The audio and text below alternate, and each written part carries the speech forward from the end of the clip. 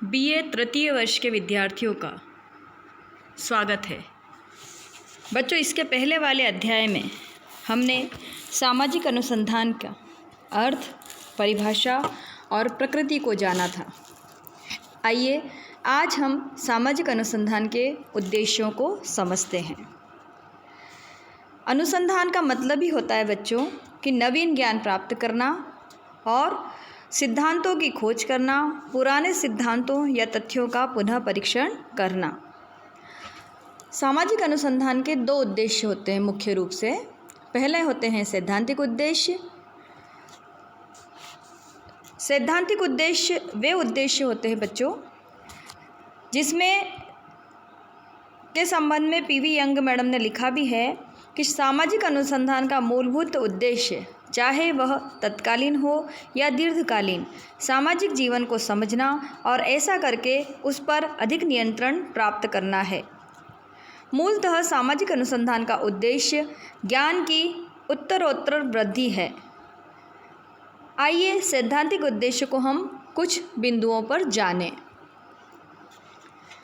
जो पहला बिंदु है वो है सामाजिक अनुसंधान का उद्देश्य सामाजिक जीवन, सामाजिक घटनाओं, सामाजिक व्यवहार, तथ्यों एवं सामाजिक समस्याओं के संबंध में ज्ञान प्राप्त करना है। इस प्रकार का ज्ञान प्राप्त कर हम मानव समाज की संरचना को समझ सकते हैं। सैद्धांतिक उद्देश्य का जो दूसरा बिंदु है वो है उन नियमों को खोज निकालना जो सामाजिक घटनाओं एवं सामाजिक जीवन को नियमित एवं निर्देशित करती हैं। कोई भी मानवीय या सामाजिक घटना स्वतः ही या आकस्मिक रूप से घटित नहीं होती, बल्कि उसके पीछे निश्चित नियम पाए जाते हैं। इन नियमों को ढूंढ निकालना सामाजिक अनुसंधान का एक प्रमुख सैद्धांतिक उद्देश्य होता है। इन नियमों का पता लगाकर हम सामाजिक जीवन को अधिक उत्तमता के साथ समझ सकेंगे। तीसरा जो बिंदु है वह है नवीन अवधारणा को विकसित करना। नवीन सिद्धांतों का निर्माण करना और पुराने सिद्धांतों का पुनः परीक्षण करना, यह भी सामाजिक अनुसंधान का सैद्धांतिक उद्देश्य होता है।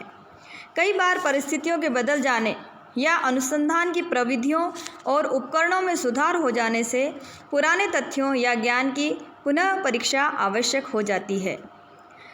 जैसे अभी ही ले लो बच्चों, अभी कोरोना के समय पर बहुत सारी परिस्थितियां बदल गई हैं।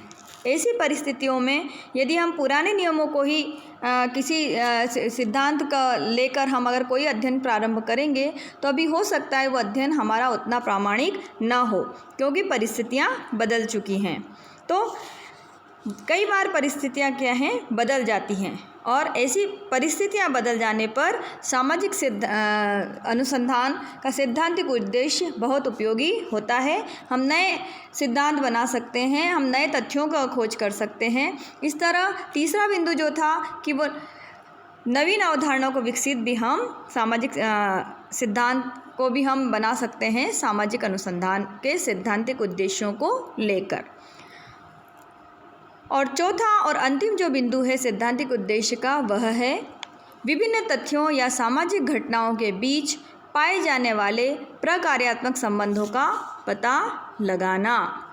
सामाजिक संरचना की सभी जो निर्णायक इकाइयाँ होती हैं उनके बीच एक प्रकार्यात्मक संबंध पाया जाता है जो सामाजिक जीवन की निरंतरता, गतिशीलता और व्यवस्था के लिए उत्तरदायी होता है। जब तक हम इन प्रकार्यात्मक संबंधों को समझ नहीं पाते तब तक किसी भी सामाजिक घटना की वास्तविक प्रकृति को हम नहीं समझ सकते। यदि हम अपराध का एक सामाजिक घटना के रूप में अध्ययन करना चाहें तो अनुसंधान के माध्यम से ही यह ज्ञात करना होगा कि अपराध का निर्धनता के साथ, अपराध का बेरोजगारी के साथ, अपराध का गंदी बस्तियों के साथ, नगरीकरण, औद्योगिकीकरण और भी विभिन्न सामाजिक संस्थाओं के बीच उनके क्या क्या संबंध पाए जाते हैं, इनका अध्ययन भी हमें करना होगा। ऐसा करके ही हम कार्यकरण संबंधों का पता लगा सकेंगे और सैद्धांतिक परिप्रेक्ष्य में अपराध को एक सामाजिक घटना के रूप में समझ सकेंगे।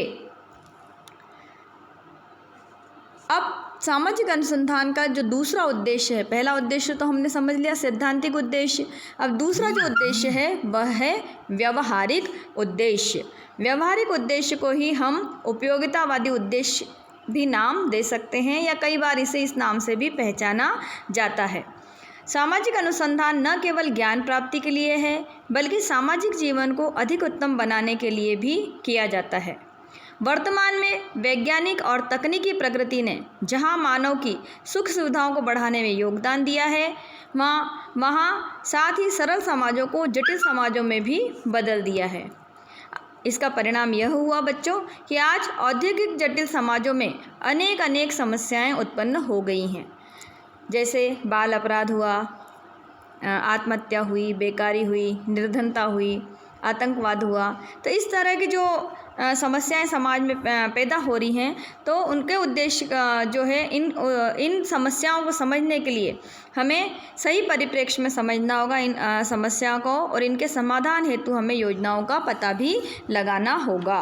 तो सामाजिक अनुसंधान का जो दूसरा उद्देश्य है वह है व्यवहारिक उद्देश्य। अब व्यावहारिक उद्देश्य के भी कुछ बिंदु हैं। आइए हम पहले बिंदु को जानते हैं कि व्यावहारिक समस्याओं को हल करने में सहायता प्रदान करता है। सामाजिक अनुसंधान का उद्देश्य व्यावहारिक समस्याओं को हल करने में सहायता देना है। सामाजिक जीवन में जटिलता के बढ़ने के साथ साथ सामाजिक या व्याधिकी समस्याओं में भी वृद्धि हुई है। जैसा अभी मैंने थोड़ी देर पहले कहा, सामाजिक अनुसंधान इन समस्याओं के संबंध में वैज्ञानिक ज्ञान प्रदान कर कार्यकरण संबंधों की व्याख्या कर इन्हें हल करने में योगदान देता है। यदि आज किसी समस्या को हम रूढ़िगत विचारों से अलग हटकर वैज्ञानिक प्रविधियों को काम में लेते हुए समझने का प्रयत्न करेंगे तो उसका समाधान ढूंढ निकालना आसान होगा। व्यवहारिक उद्देश्य का ही दूसरा जो मुख्य बिंदु है वह है प्रशासन को सुचारू रूप से चलाने में मदद करना। प्रशासन के प्रत्येक क्षेत्र में मानवीय संबंधों की प्रधानता पाई जाती है। इन संबंधों को समझे बिना प्रशासन को आसानी से नहीं चलाया जा सकता। सामाजिक अनुसंधान इस कार्य में योग देता है। भारत में पुलिस और नौकरशाही से संबंधित सामाजिक अनुसंधान प्रशासन को अधिक कारगर बनाने की दिशा में एक प्रयास ही है। औद्योगिक क्षेत्र में होने वाले अनुसंधान को भी हम प्रशासनिक दृष्टि से ही उसका अध्ययन हम कर पाते हैं। तीसरा जो बिंदु है वो है सामाजिक योजनाओं को सफलतापूर्वक लागू करने में सहायक सिद्ध हो सकता है। योजनाओं की सफलता इस बात पर ही निर्भर करती है बच्चों कि उन्हें बनाने में कितनी सावधानी बरती गई है या उन्हें जिन लोगों के लिए बनाया गया है उनका सक्रिय सहयोग प्राप्त करने के लिए उनके मनोभावों, उनकी इच्छाओं, आकांक्षाओं को कहाँ तक इसमें सम्मिलित किया गया है। जब तक लोग किसी विकास संबंधी योजना को अपनी योजना नहीं समझेंगे तब तक उनका अपेक्षित मात्रा में सहयोग प्राप्त नहीं किया जा सकता। इस जानकारी के लिए हमें सामाजिक अनुसंधान का ही सहारा लेना पड़ेगा। जो चौथा बिंदु है वो है सामाजिक घटनाओं पर अधिक नियंत्रण प्राप्त करना। इसी नियंत्रण के द्वारा हम मानव जीवन को अधिक सुखकर बना सकते हैं। आज सामाजिक घटनाओं के संबंध में हमारा ज्ञान सीमित है और इसी कारण हम उन्हें नियंत्रित नहीं कर पाए हैं। इसका परिणाम यह हुआ बच्चों कि सामाजिक समस्याओं जैसे छात्रों में अनुशासनहीनता, अपराध, सामाजिक तनाव आदि से सफलतापूर्वक छुटकारा हम प्राप्त नहीं कर पाए हैं। अतः इस क्षेत्र में सामाजिक अनुसंधान की विशेष उपयोगिता है। लास्ट जो बिंदु है वो है सफल विकल्पों की खोज में सहायता प्रदान करना। किसी भी कार्य को करने या समस्याओं को हल करने के अनेक तरीके और विकल्प हो सकते हैं।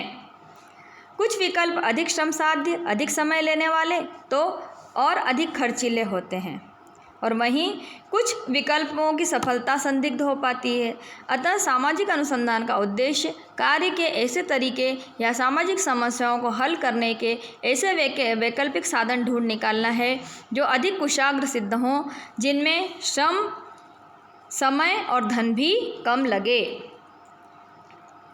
सामाजिक अनुसंधान के व्यवहारिक उद्देश्य से हमें यह नहीं समझ लेना चाहिए कि वैज्ञानिक या अनुसंधानकर्ता जिस ज्ञान की प्राप्ति करता है उसका प्रयोग वह स्वयं मानवीय समस्याओं को हल करने के लिए करता है।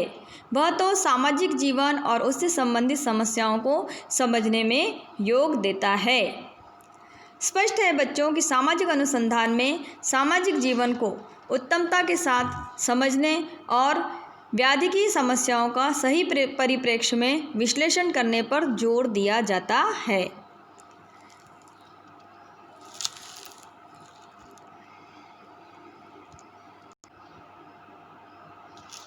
आइए बच्चों, अब हम समझते हैं सामाजिक अनुसंधान की महत्ता क्या है, इसकी उपयोगिता क्या है। पिछड़े हुए देशों, अर्धविकसित देशों या विकासशील देशों में सामाजिक नियोजन का इस दृष्टि से महत्व पाया जाता है कि उन्हें विकास के पथ पर आगे बढ़ना है, अपने यहाँ सुख समृद्धि लानी है, अपने समाज की सामाजिक संरचना को भली भांति समझना होगा, सामाजिक समस्याओं को हमें जानना होगा, लोगों की इच्छाओं, आवश्यकताओं और आकांक्षाओं के संबंध में जानकारी हमें प्राप्त करनी होगी। यह सब कुछ सामाजिक अनुसंधान की सहायता से ही किया जा सकता है। भारत जैसे विकासशील देश में सामाजिक अनुसंधान की विशेष उपयोगिता है, क्योंकि उसे कल्याणकारी, धर्मनिरपेक्ष एवं समतावादी समाज की दिशा में आगे बढ़ने के लिए अभी बहुत कुछ करना है और बहुत सारी विकास योजनाओं को सफलतापूर्वक समाज पर लागू करना है और व्याधिकीय समस्याओं से छुटकारा पाना है। कई सारी सामाजिक समस्याएं, कुप्रथाएं हमारे यहाँ हैं, उन सब पर हमें रोकथाम करनी है। यह सब कुछ करने के लिए हमें सामाजिक अनुसंधान का सहारा लेना बहुत ज़रूरी है। कुछ बिंदु हैं जिनके आधार पर हम सामाजिक अनुसंधान की उपयोगिता को समझ सकते हैं। पहला बिंदु जो है वो है अज्ञानता को दूर करने में सहायक है। अज्ञानता अनेक समस्याओं की जननी है। आज अनेक अंधविश्वासों, भ्रांत धारणाओं और अनेक समस्याओं जैसे अंधविश्वास है, जाति प्रथा है, भाषावाद है, सांप्रदायिकता है, प्रांतीयता है आदि ये राष्ट्रीय एकीकरण के मार्ग में बहुत बड़ी बाधाएं हैं। इनसे तभी छुटकारा प्राप्त किया जा सकता है जब सामाजिक अनुसंधान के द्वारा अज्ञानता को दूर किया जाए। दूसरा बिंदु है नवीन ज्ञान की प्राप्ति में सहायक। मानव सभ्यता का विकास ज्ञान प्राप्ति पर ही बहुत कुछ आधारित है। सभ्यता का विकास और मानव की सुख सुविधाओं में वृद्धि का प्रमुख कारण नवीन ज्ञान की प्राप्ति ही रहा है, तो इसमें किसी प्रकार की कोई अतिशयोक्ति भी नहीं है। नवीन ज्ञान से जहाँ मानव की जिज्ञासा और ज्ञान पिपासा शांत होती है, उसे आत्मसंतोष मिलता है, वहीं वह आगे प्रगति के पथ पर भी बढ़ने लगता है। नवीन ज्ञान रूढ़िवादी और अंधविश्वासों से छुटकारा दिलाने में भी सहायता देता है। तीसरा बिंदु है सामाजिक समस्याओं को हल करने में सहायक है। जैसा अभी मैं बताती जा रही हूँ बच्चों कि हमारे देश में बहुत सारी सामाजिक समस्याएं हैं, है ना। बेकारी, निर्धनता, मादक द्रव्यों का सेवन, अपराध, बाल अपराध, भ्रष्टाचार, है ना, दहेज प्रथा, जाति प्रथा, है ना। इन सब के दुष्परिणाम को कौन नहीं जानता। इनके कारण हमारे समाज में कई सारी समस्याएं उत्पन्न हो रही हैं। इन समस्याओं को सही परिप्रेक्ष्य में समझने हेतु आवश्यक जानकारी सामाजिक अनुसंधान की सहायता से ही प्राप्त हो पाती है। चौथा बिंदु है कल्याण कार्यों में सहायक।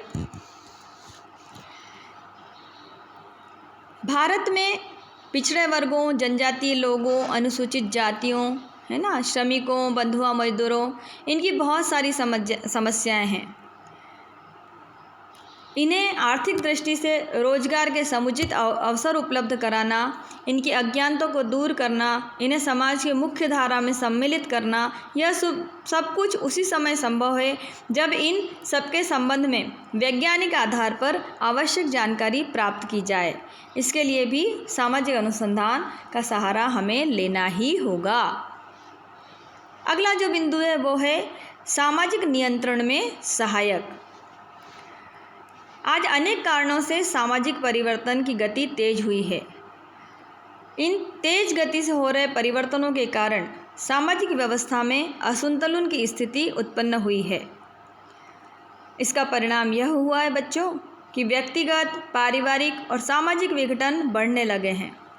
सामाजिक अनुसंधान के द्वारा ही सामाजिक संबंधों को व्यवस्थित बनाने वाली प्रक्रियाओं का पता लगाया जा सकता है और असंतुलन व विघटन की स्थिति से छुटकारा प्राप्त किया जा सकता है। ऐसा करके ही सामाजिक नियंत्रण के लिए दृढ़ आधार प्रदान किया जा सकता है। अगला है भविष्यवाणी करने में सहायक। सामाजिक अनुसंधान द्वारा जो भी हम ज्ञान प्राप्त करते हैं उसकी एक विशेष उपयोगिता होती है। इसके आधार पर वर्तमान को समझकर भविष्य के बारे में अनुमान लगाया जा सकता है। भविष्य की सामाजिक घटनाओं के बारे में बताया जा सकता है। जब अनुसंधान द्वारा भविष्य में उत्पन्न होने वाली दशाओं का पता लगा लिया जाता है तो उनके साथ सफलतापूर्वक समायोजन और सामाजिक जीवन में संतुलन स्थापित किया जा सकता है। जो अगला बिंदु है वो है सामाजिक विज्ञानों के विकास में योग। सामाजिक अनुसंधान की सहायता से सामाजिक घटनाओं के संबंध में अधिक वैज्ञानिक जानकारी प्राप्त होती है और समाजशास्त्र की ज्ञान राशि में वृद्धि होती है। साथ ही सामाजिक अनुसंधान के द्वारा नवीन प्रविधियों और उपकरणों का विकास भी होता है। इन दोनों ही स्थितियों में एक विज्ञान के रूप में समाजशास्त्र के विकास में योग मिलता है, क्योंकि इससे सामाजिक घटनाओं पर नियंत्रण बढ़ता है। इसके अलावा सामाजिक अनुसंधान द्वारा प्राप्त निष्कर्ष अन्य सामाजिक विज्ञानों के विकास में भी सहयोग देते हैं। इसका कारण यह है कि सभी सामाजिक विज्ञान एक दूसरे के पूरक हैं तथा मूलतः सभी के द्वारा मानवीय संबंधों, व्यवहारों, सामाजिक प्रक्रियाओं का अध्ययन किया जाता है। एक सामाजिक विज्ञान के क्षेत्र में किए गए अनुसंधानों के निष्कर्षों से अंततः अन्य सामाजिक विज्ञान भी लाभान्वित होते हैं। अतः सामाजिक विज्ञानों के विकास में भी जो है हमारा सामाजिक अनुसंधान जो है सहयोग देता है। फिर है प्रशासन एवं समाज सुधार में उपयोगिता। मैंने जब अभी व्यवहारिक उद्देश्य आपको समझा रही थी उस समय मैंने बताया था कि प्रशासन में भी इसकी उपयोगिता होती है। तो प्रशासनिक सेवाओं में उच्च पदों पर आसीन अधिकारियों के लिए सामाजिक अनुसंधान द्वारा प्राप्त ज्ञान की विशेष उपयोगिता है। वे अपनी भूमिका को विभिन्न परिस्थितियों में उसी समय उत्तमता के साथ निभा सकते हैं जब उन्हें इस बारे में सही जानकारी हो। और यह जानकारी कहाँ से प्राप्त होती है? निश्चित सामाजिक अनुसंधान से ही।